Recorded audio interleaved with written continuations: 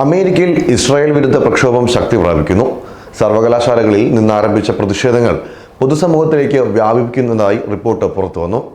ഇതോടെ president Joe Biden സർവകലാശാലകൾ സന്ദർശിക്കുമോ എന്നാണ് ഇപ്പോൾ ചർച്ച. അമേരിക്കൻ തെരഞ്ഞെടുപ്പിനെ ബാധിക്കുന്ന തരത്തിലേക്ക് പലസ്തീൻ അനുകൂല പ്രതിഷേധങ്ങൾ മാറുന്നു എന്ന തിരിച്ചറിവിലാണ് നിലവിലെ പ്രസിഡന്റ് ജോ ബൈഡൻ ക്യാമ്പസുകളിലേക്ക് സന്ദർശനത്തിന് തയ്യാറെടുക്കുന്നതെന്നാണ് വാർത്ത.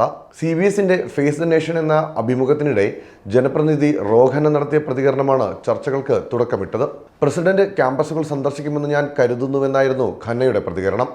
പ്രതിഷേധങ്ങളെ അപലപിച്ചുകൊണ്ട് പ്രതിഷേധിക്കാനുള്ള അവകാശമുണ്ടെങ്കിലും അരാജകത്വം സൃഷ്ടിക്കാൻ അവകാശമില്ലെന്ന് ബൈഡൻ കഴിഞ്ഞ ആഴ്ച പറഞ്ഞിരുന്നു.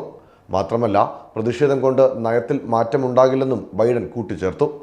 സമാനമായ അഭിപ്രായമാണ് ഖന്നയും പങ്കുവച്ചത്. പ്രതിഷേധങ്ങൾ മിഡിൽ ഈസ്റ്റിലെ പോരാട്ടത്തെക്കുറിച്ചുള്ള ഒരു നയവും പുനർവിചിന്തനം ചെയ്യാൻ ബൈഡനെ പ്രേരിപ്പിക്കില്ലെന്ന് റോഹന പറഞ്ഞു. ഇസ്രായേലിനെതിരായ ഗതി മാറ്റാൻ നേതാക്കളെ സമ്മർദ്ദത്തിലാക്കുന്ന ഏറ്റവും പുതിയ പ്രാദേശിക പ്രസ്ഥാനം മാത്രമാണ് ക്യാമ്പസ് ക്യാമ്പുകളെന്നും പ്രതിഷേധങ്ങളാൽ ബൈഡന്റെ മനസ്സ് ഇതിനകം തന്നെ മാറിയെന്നും ഖന്ന കൂട്ടിച്ചേർത്തു. മിഡിൽ ഈസ്റ്റിൽ നടക്കുന്ന കാര്യങ്ങളിൽ യുവാക്കൾ അസ്വസ്ഥരാണെന്ന് പ്രസിഡന്റ് മുതൽ താഴെയുള്ള എല്ലാവർക്കും അറിയാം. ഈ യുദ്ധം അവസാനിപ്പിക്കണം. വളരെയധികം ആളുകൾ മരിക്കുന്നു. നിങ്ങൾ പ്രസിഡന്റിന്റെ ഭാഷ നോക്കുകയാണെങ്കിൽ കഴിഞ്ഞ 6 മാസമായി അത് മാറിയിട്ടുണ്ടെന്നും ഖന്ന വ്യക്തമാക്കി. വിദ്യാർത്ഥികളും അധ്യാപകരും പുറത്തുനിന്നുള്ള പ്രക്ഷോഭകരും ഉൾപ്പെടെ 2100-ലധികം പ്രതിഷേധക്കാരെ സമീപ ആഴ്ചകളിൽ കോളേജുകളിലും സർവകലാശാലകളിലും അറസ്റ്റ് ചെയ്തിട്ടുണ്ട്. ഏപ്രിൽ 17-ന് കൊളംബിയ സർവകലാശാലയുടെ ക്യാമ്പസിൽ ആദ്യമായി തുടങ്ങിയ ഇസ്രായേൽ വിരുദ്ധ പ്രതിഷേധം രാജ്യവ്യാപകമായി മാറി.